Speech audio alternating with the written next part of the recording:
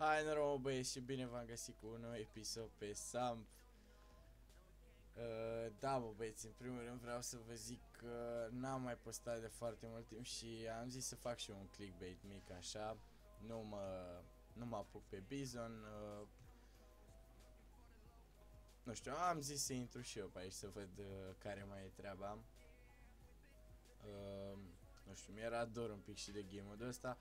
Pe Green n-am mai intrat aproape deloc, cred că am luat și un invite.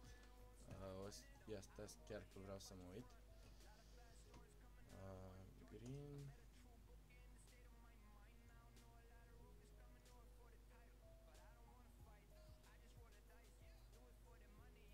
Aparent n-am luat invite, un invite.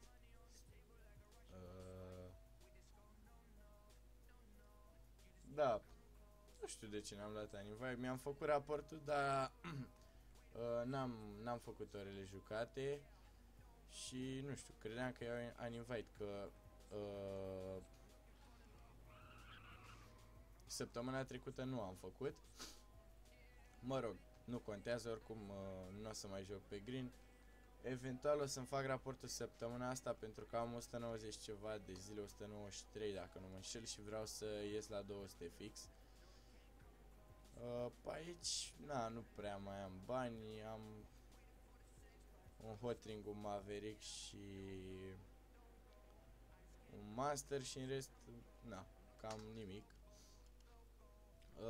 Da, v-am zis, am zis să mai intru și eu pe aici, că nu prea mai aveam ce să filmez. Nu prea am mai filmat în ultima vreme, ce-i drept. Pentru că a fost greu cu școala, nu știu. Dar ne gândim așa, chiar mai puțin chiar până la vară, dar lăsăm vara la o parte. În vacanța de Paște vă promit că o să postez exact cum postam în iarnă, un videoclip pe zi minim. O să începem și cu live-uri, o să fie frumos, părerea mea. Da, nu prea am mai postat, n-a fost, opa, nu, 100% n-am astea oprite. Ba da. Da, asta e dat. Da, trebuie să dau asta un pic mai încet. Numai o secundă. Schimba și melodia. Da, cred că așa e ok, sper.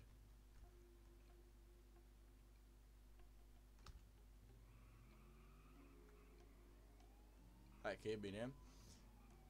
Așa mă băieți, n-am mai postat pentru că v-am zis, am fost și cu școala, a fost destul de greu. Și nu știu, aveam impresia că dacă o să postez nu o să fie nimic special, că o să fac 500 de vizionări și aia o să fie tot. Da, am un pic de lag din cauza modurilor, dar nu știu, parcă joci și încerc să și filmezi așa, n-am specificațiile lui Awake, n-am i7, n-am 16 de RAM, dar eu zic că se ține undeva la 40-50 de FPS-uri am. Și parcă l-aș ține așa decât așa, nu știu. E diferență foarte mare, adică dacă îl țin așa sigur n-am niciun pic de lag, dar ia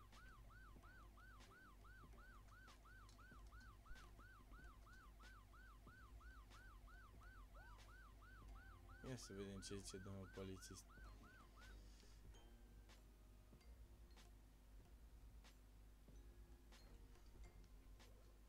Sigur, boss.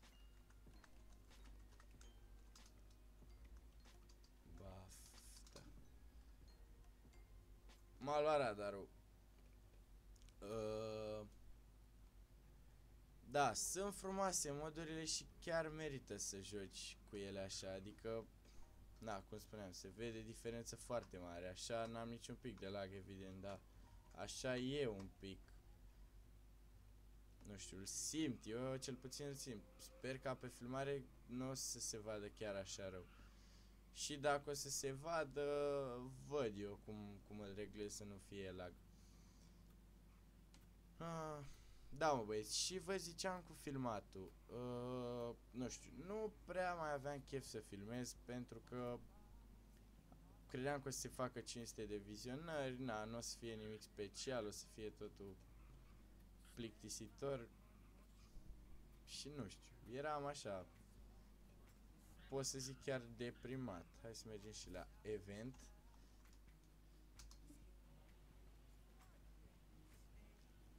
Așa.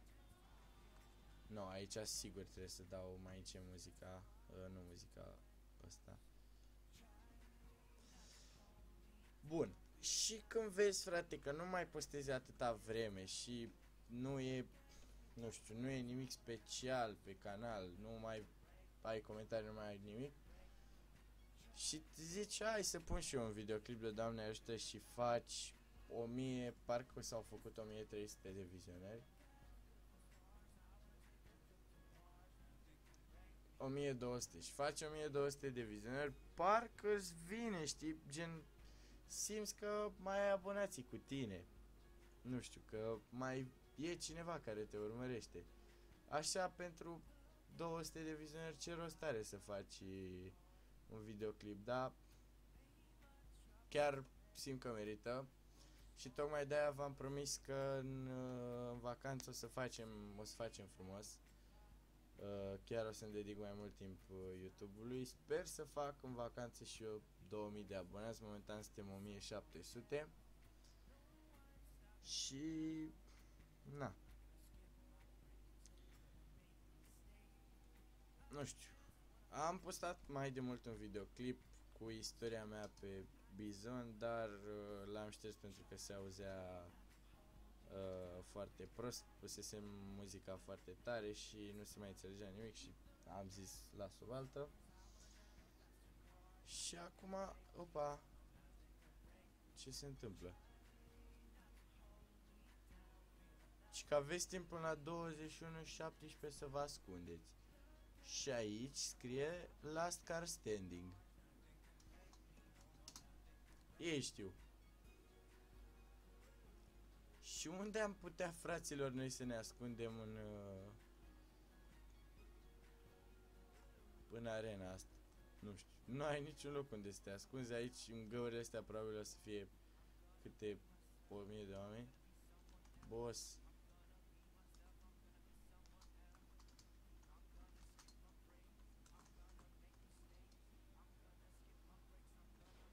Bravo, frate! Ai rezolvat-o cu totul.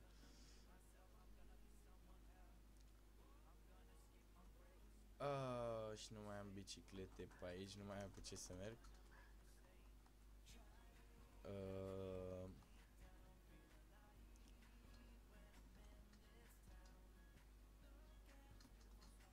Opa.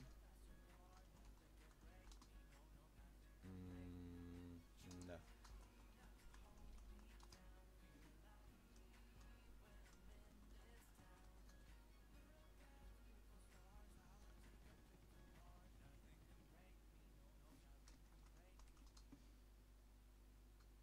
Și cum ajung eu?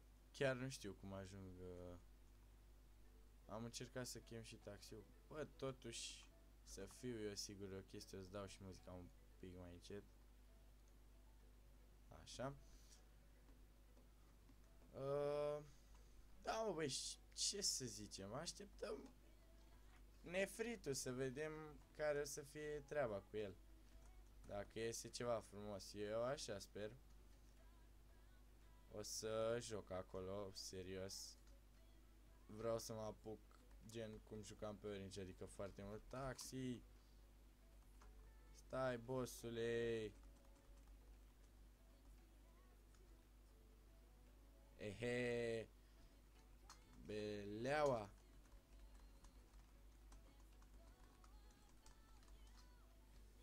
Aoleu, mereu apăs Shift Enter.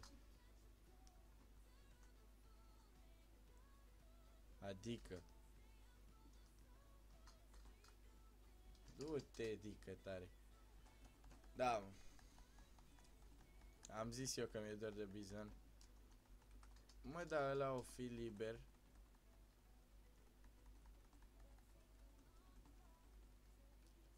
A, uite. Pac.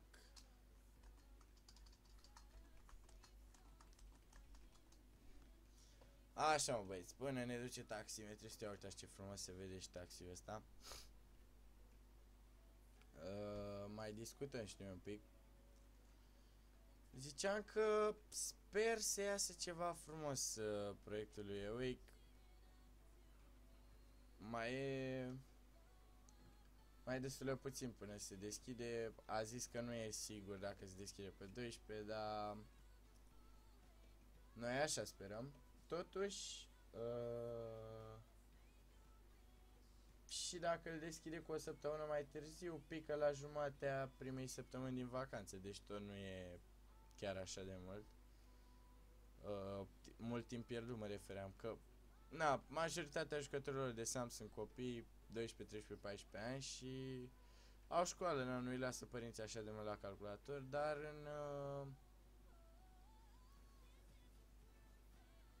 în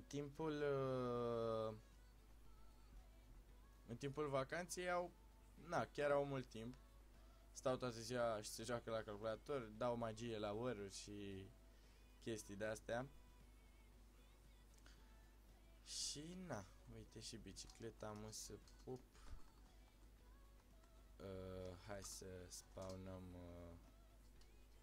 masterul. Nu pot să-l spawnez.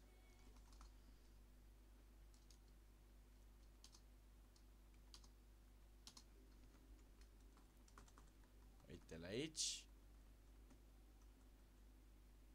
Bun. Nu știu, am destul de multe puncte premium. Contul meu e blocat.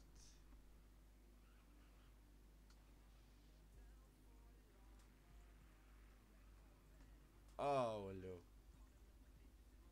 Aoleu.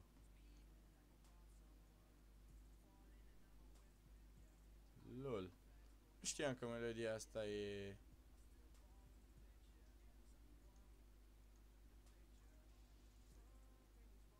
Nu știam că melodia asta e de la băieții la Epidemic. Credeam că mi-a intrat ceva prin vreun playlist să iau copyright, atât am trebuia să iau strike la canal. Chiar nu era ok.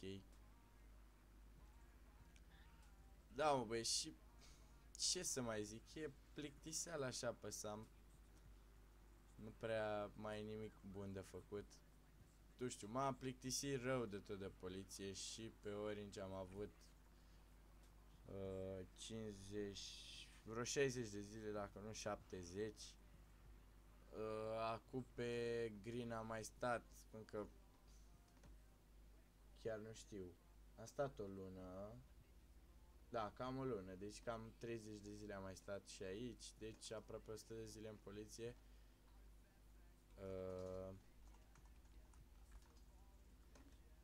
Și nu știu, după 100 de zile parcă m-am cam plictisit. Mi se pare plictisitor rău să mergi după Wanted, să... Aș face ceva nou, dar... Nu știu, aici, oricum, degeaba mă uit pe Bizon, că nu cred că o să mă apuc pe Bizon, să sunt șanse. Nu știu, o să mă mai gândesc, dar momentan aștept nefritul să văd cum o să fie. Paramedic, plictiseară mare, NR, nu mai zic. TTC ăsta nu o să fie pe nefrit. Taxi, plictiseală, iară, School Instructors, nu mai zic. În Mafii chiar mi-ar plăcea să intru, deci nu mă laud sau ceva, dar eu joc Sam de foarte multă vreme și am jucat mult pe servere de stand când m-am apucat. Și pe serverele de stand se făcea foarte mult DM, adică era stand și DM. Și atunci am învățat bine să trag, adică trag destul de bine. Dar problema asta în felul următor. Eu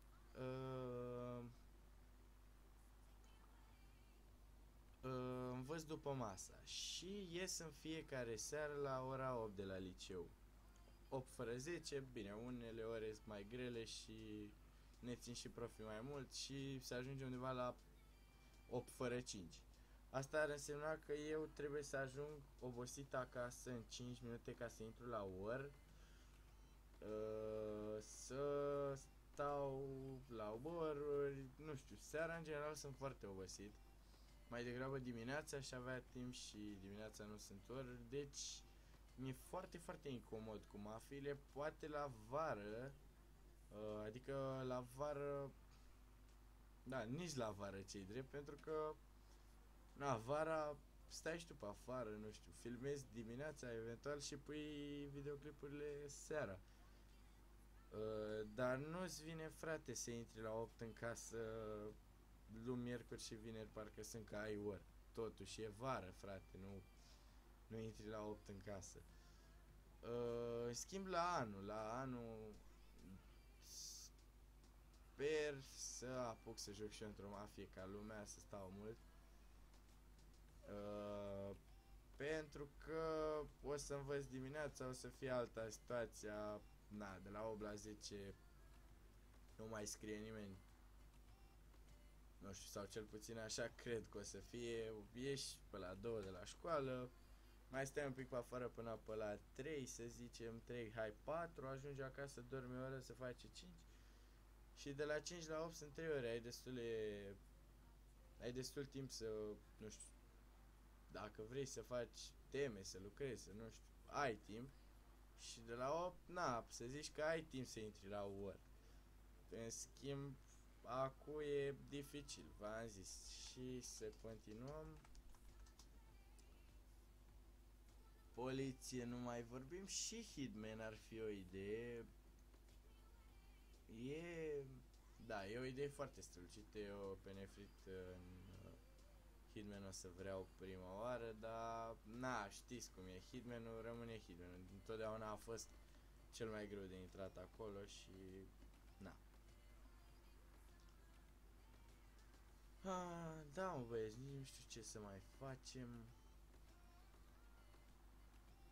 Mi-aș cumpăra un Infernus.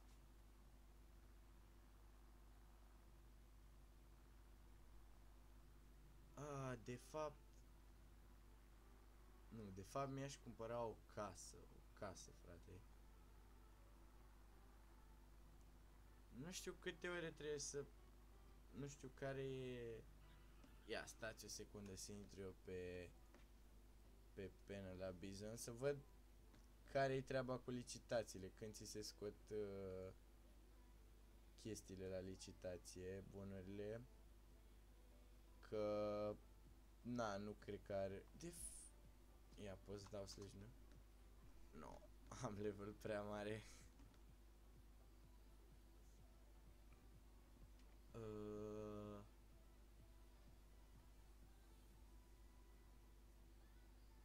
Sincer, nici nu știu unde să mă uit.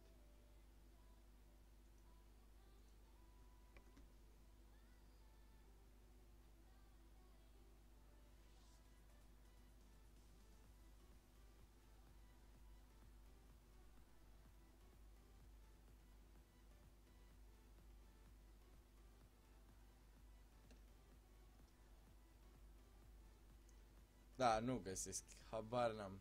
Nu cred că are rost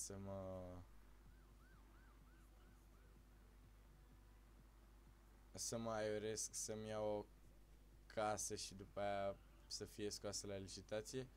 Știu că pe RPG 4 pe RPG 4 pot să zic că chiar am avut mulți bani, adică făceam afaceri alături de doi prieteni. Bine, de fapt mai mult alături de unul, că celălalt nu prea se implica, era un băiat bajet și celălalt 4VD. 4VD, un om cu care am vorbit foarte mult și pana mea chiar a devenit un prieten bun de-al meu. Ulterior eu m-am lăsat de Bizon, el a ajuns admin, na, a ajuns mare acolo, dar la început am făcut foarte multe afaceri și țin minte casa asta, deci la casa asta aveam, deci aveam niște notițe pe care ne puneam la punct tot ce cumpăram, tot ce vindeam și ne pusesem toți banii la comun.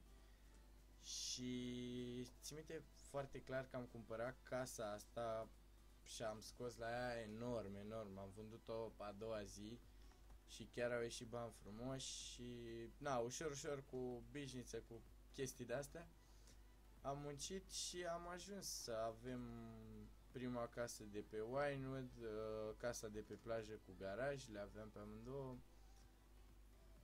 aveam mașini,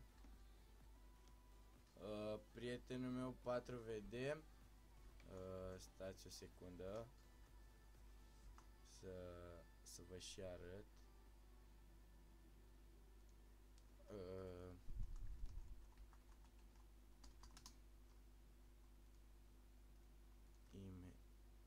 De fapt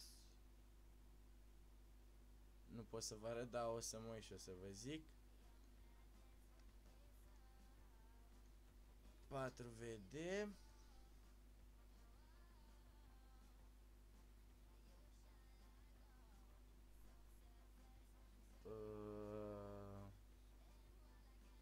Unde dracu e?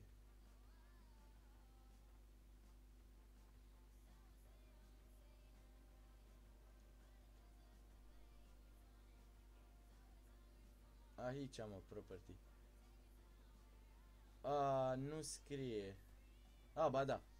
Deci 4VD are un bulet cu 124.000 de kilometri, dacă vă puteți închipui cât de mult înseamnă. Nu știu, știu că majoritatea jucați pe Bugged și sunteți obișnuiți cu kilometri de pe Bugged, dar cred că sunt asemănători, adică gândiți-vă că am Monsterul ăsta din, nici nu știu, l-am de foarte mult timp pe cont, foarte, foarte, foarte mult timp și are 9000 de kilometri, 9600. Gândiți-vă că el are bulet cu 124.000 de kilometri. E cel mai e cel mai scump bulet de pe RPG4 la momentul de față și dar el oricum nu-l dă, adică vă dați seama, el i-a făcut absolut tot, să merge atât cu mașina aia, nu știu câte ore din viață să-ți petreci în ea și să o vinzi, parcă e aiurea, așa, adică nici eu n-aș vinde-o dacă aș avea-o. Și a fost frumos cât a fost pe RPG 4, păcat că au apărut niște chestii și m-am lăsat. Am fost și eu admin, a fost și prietenul meu, dar au apărut niște chestii și ne-am lăsat amândoi, adică el încă mai joacă așa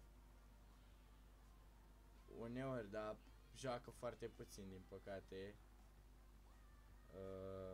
Și are planuri mari de viitor și nu prea mai are el timp de Sam, dar se mai găsește câte puțin timp câteodată și eu mai joc, dar nu știu, parcă nu vine să mă reapuc de Bizon. Nu prea, nu știu, nu mi se pare că merită. Da, mă rog, rămâne de văzut. Păi e bine, mă băieți, cred că oprim episodul aici, de fapt sigur îl oprim. Sper că încă sunteți alături de mine, sper că o să vă uitați la tot videoclipul. Am uitat de giveaway, o să anunț câștigătorul la giveaway în următorul videoclip. Și dacă încă mă susțineți, apăsați și voi butonul de like. Eu am fost Andrei T, vă doresc numai bine.